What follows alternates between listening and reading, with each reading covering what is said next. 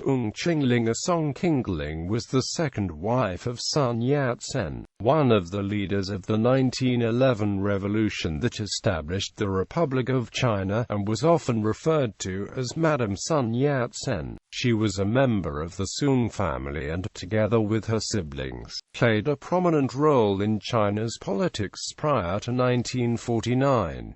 She has become known as the "mother of modern China." After the establishment of the People's Republic of China in 1949, she held several prominent positions in the new government, including Vice President of China, traveled abroad during the early 1950s, representing it at a number of international activities. During the Cultural Revolution, however, she was heavily criticized. Soong survived the Cultural Revolution, but appeared less frequently after 1976. As the chairman of the Standing Committee of the National People's Congress from 1976 to 1978, Soong was the head of state of the People's Republic of China. During her final illness in May 1981, she was given the special title of Honorary President of the People's Republic of China. Life and activities before 1949. Soong Ching-ling was born to businessman and missionary Charlie Soong in Xuanshi, Pudong, Shanghai, the second of 6 children.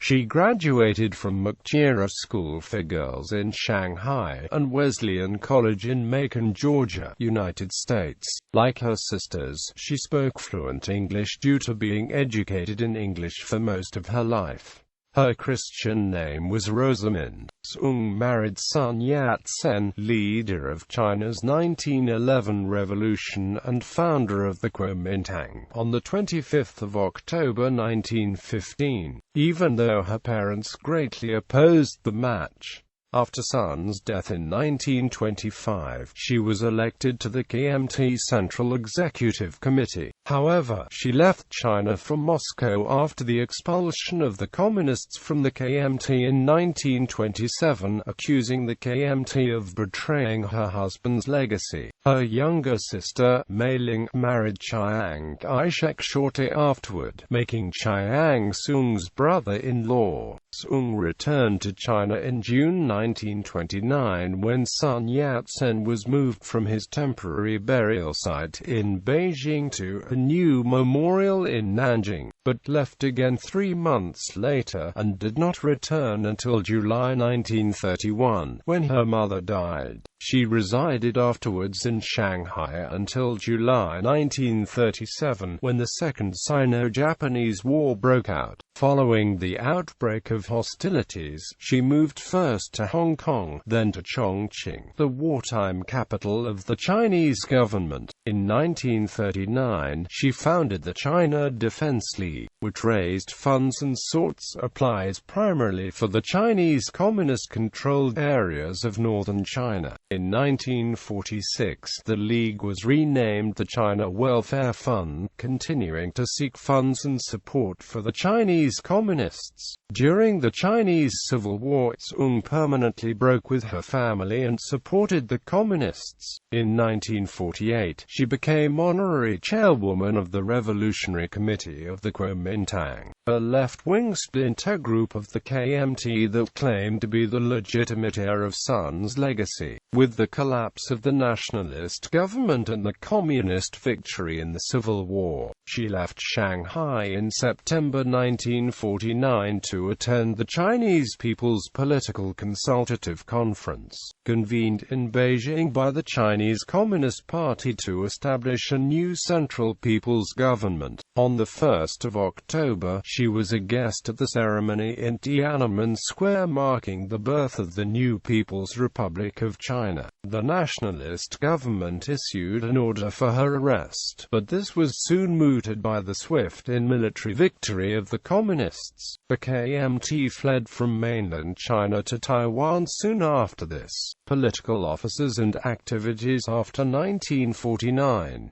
Soong was held in great esteem by the victorious communists, who reckoned her as a link between the movement and Sun's earlier movement. After the formal establishment of the People's Republic of China in 1949, she became one of 6 vice-chairmen of the Central People's Government, and one of several vice-chairmen of the Sino-Soviet Friendship Association. In April 1951, it was announced that she had been awarded the Stalin Peace Prize for 1950. In 1950, Soong became chairman of the Chinese People's Relief Administration, which combined several organizations dealing with welfare and relief issues. Her China Welfare Fund was reorganized as the China Welfare Institute and began publishing the magazine China Reconstructs, now published as China Today.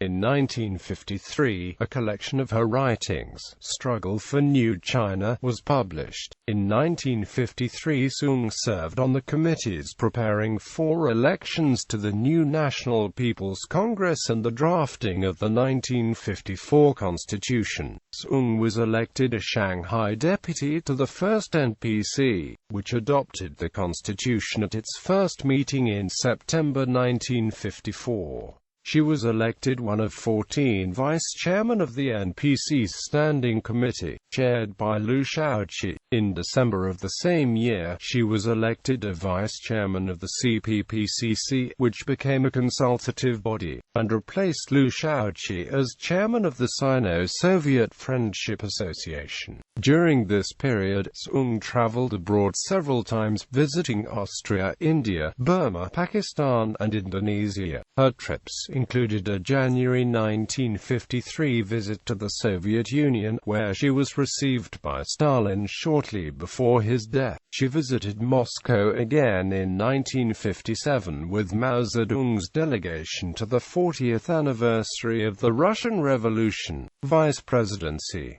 In April 1959, Soong again served as a Shanghai deputy at the Second National People's Congress. At this Congress, Mao Zedong and Zhu De stepped down as president and vice president of the People's Republic of China. Liu Shaoqi was elected state chairman, and Soong Ching-ling and Dong Biwu of Senior Communist Party elder were elected vice president of China. Soong resigned at this time from her positions as vice-chairwoman of the CPPCC in the NPC. She was re-elected to the post of vice-chairperson of the PRC at the Third National People's Congress in 1965, and appeared frequently in the early 1960s on ceremonial occasions, often greeting important visitors from abroad. During the Cultural Revolution, Soong was heavily criticized by Red Guard factions, and in one incident, the marker of her parents' grave was toppled and the bodies exposed, according to Soong's biographer. Following this incident, Premier Zhou Enlai recommended that Soong Ching-ling be put on a list of cadres to be protected. Zhou's recommendation was approved by Mao Zedong. Late in the Cultural Revolution, during the Fourth NPC, which approved the 1975 Constitution in January 1975, Soong was removed as Vice President of China and again appointed one of the Vice-Chairwomen of the NPC Standing Committee.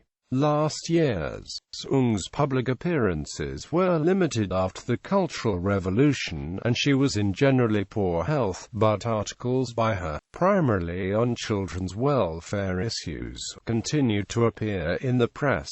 Her last public appearance was on the 8th of May 1981, when she appeared in a wheelchair at the Great Hall of the People to accept an honorary R.D. degree from Victoria College. A few days later she began running a high fever and was unable to rise again. On the 16th of May 1981, less than 2 weeks before her death, she was admitted to the Communist Party and named honorary chairwoman of the People's Republic of China. She is the only person to ever hold this title. According to one of Soong's biographers, she had wanted to join the Communist Party as early as 1957. However, when she asked Liu for permission to join the party, the request was turned down because it was thought better for the revolution that she not join formally, but that she would thenceforth be informed, and her opinion sought, concerning all important inner-party events matters, not only those involving the government, museums. According to her wishes, Soong's cremated remains was placed next to her parents' restored grave in the Soong family burial plot at Shanghai's International Cemetery, which was later renamed in her honor as the Soong Ching-ling Memorial Park. Several of Soong Ching-ling's former residences have also been transformed into museums. In 1918, Soong and her husband Sun Yat-sen lived in a house in the French concession of Shanghai. After her husband's death, Soong continued to reside there until 1937. The house has now been converted into a museum dedicated called the Former Residence of Sun Yat-sen. Though dedicated primarily to Sun, it also contains some of Soong's artifacts during their life together. From 1948 to 1963, Soong Ching-ling lived in the western end of the French concession in Shanghai. This building is now the Soong Ching-ling Memorial Residence. A memorial hall containing some of her belongings and photographs stands near the entrance. The main building and gardens are preserved in near original state with original furnishings throughout.